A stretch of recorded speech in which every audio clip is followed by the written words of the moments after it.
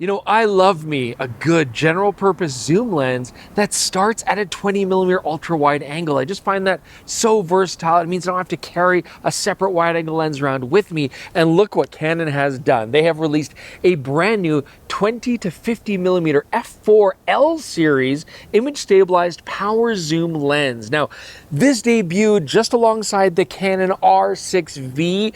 It is certainly aimed at videographers, but honestly, it's also great for photography, and I'm going to play with it. But I think I'd be remiss if I did not mention that this is not a lens that we can really fully evaluate. This is a pre-production lens, so if you're like, Chris, I want to see test charts and flare examples, I don't know what to tell you. I can't really do that today. But if you just want to take a jaunt with me on this lovely day here in Calgary, get some photos, and maybe get a better idea if this lens is even interesting to you or not, that I can do. I'm Chris Nichols. This is PetaPixel. Let's explore this together.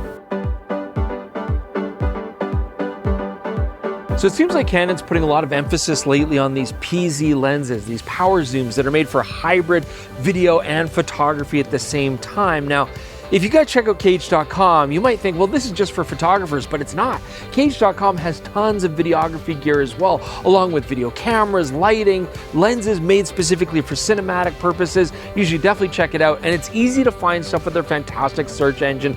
Pop in what you're looking for, and you're gonna see the condition, what's available, different price points, what accessories come with it. It really gives you all the information you're looking for. So if you're looking to get outfitted for your next photo or video project, I can't think of a better place than Cage.com.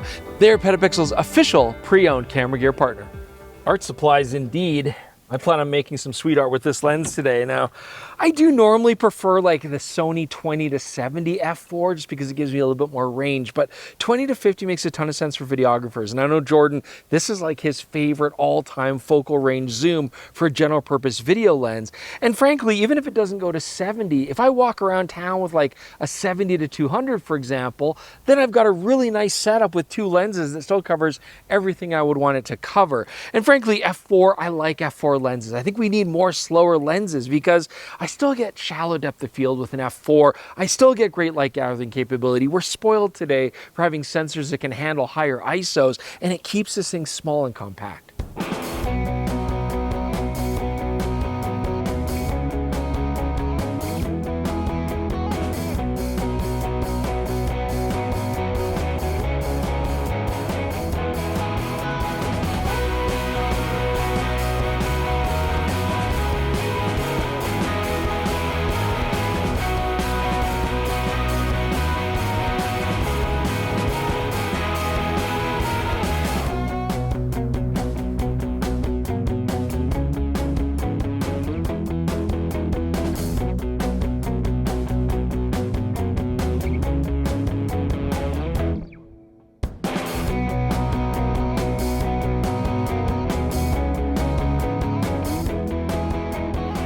Now, because this is an L series lens, it's gonna have tons of functions and controls on it, but it's actually surprisingly compact. This thing only weighs 420 grams, and it's a 67mm filter thread on the front, so it actually really doesn't have a large profile, as you can see there, but we do get tons of functionality. So first off, I do like that I've got this customizable control ring at the front. It's got click stops on it. I can really set that up to do things like white balance or ISO. I also have a really nice smooth resistance manual focus ring.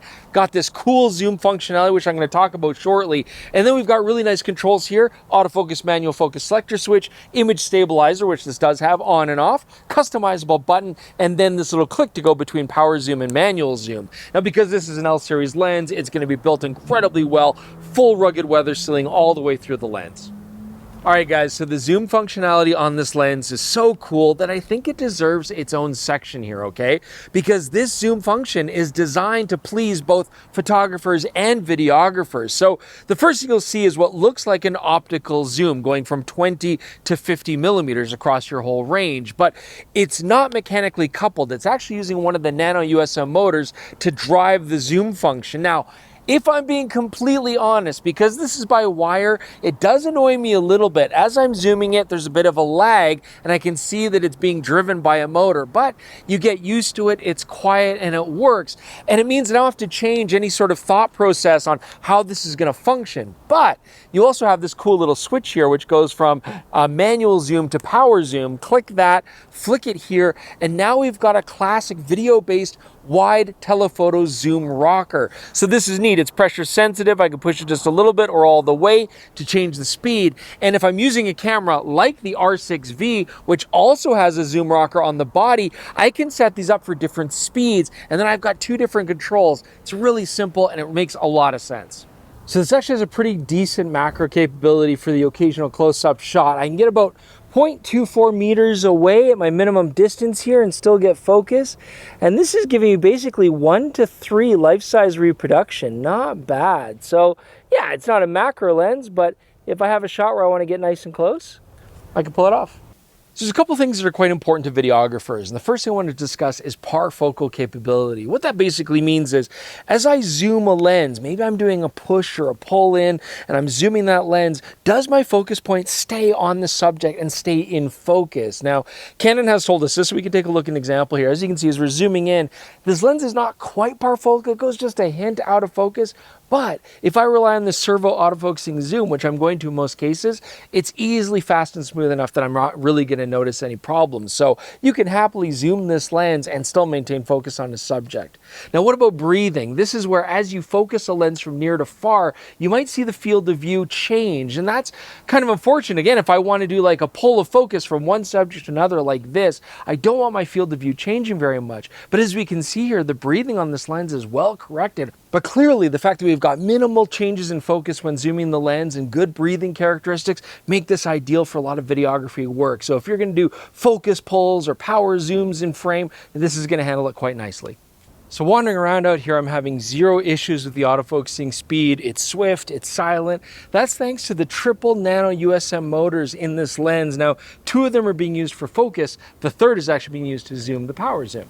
So obviously there's an emphasis on videography work with this lens, but I actually really dig this for street shooting because, having a 20mm like this, I can just get up close to subjects like this, push the background nice and far away, and, maybe like do some interesting architecture and stuff like that. And then 50mm is great, just walk around street lens. If I'm just trying to get nice stuff walking on the street, it's a handy range.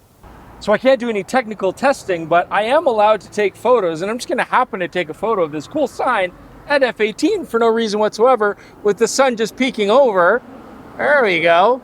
And then I'm just gonna look at my photo and admire my work, and I just happen to notice that the Sunstars, they've got some drama going on them, but they're a little bit messy, a little bit non-distinct. Ghosting, some at F18, but nothing crazy, and it looks like it's handling contrast well. So I would happily shoot this lens towards the sun, even if I wasn't doing any technical testing. All right, guys, well, there's only so much that we can really test on a lens like this, unfortunately, but I still really enjoyed my time with it, and there's tons of utility here. I mean, look, I'm sure this is a very sharp lens. Maybe down the road we'll have to test it further, but as it stands now, I definitely know who this is for and, what kind of capabilities it has, and I think it's for a lot of people. I thought this would really be a video-based lens because the focal length really appeals to videographers. I mean, Jordan's super excited about this lens because his favorite lens to date is the Panasonic 10-25 f1.7. He uses it all the time, and when you do the full frame equivalency, we're basically looking at roughly a similar aperture, the same focal length, the same kind of design, and frankly, this is actually a little bit more compact than his lens. In fact, compared to the price of the Panasonic, this lens is actually a steal too. It's very reasonably priced, so I could absolutely expect Jordan to be rocking this in the future using a Canon camera on some of our projects because, like the power zoom, you've got a power zoom. The Panasonic doesn't have a power zoom. So there's a lot of cool stuff here. For a photographer though, I enjoyed it as well. I like the functionality. I got used to the zoom by wire. It didn't bother me after a while. And this lens proves to be a really handy kind of street, compact, ultra wide to normal range. I really liked it. And I hope you guys enjoyed this look at it too. Leave your comments below. Let us know what you think. And of course, check out the PetaPixel podcast. That's actually a great place where we can discuss further lenses like this that we can't fully test right now at the time. time, along with all the news and all the topics going on. We even answer your questions there as well. And you can find it on this exact same channel, where you can listen to it on all your favorite podcasting apps. Also consider supporting us with a PetaPixel.com membership to get all of these great benefits, rewards. There's lots of stuff there for you. You definitely get your money's worth. Thanks for joining us. We'll see you soon with more on PetaPixel.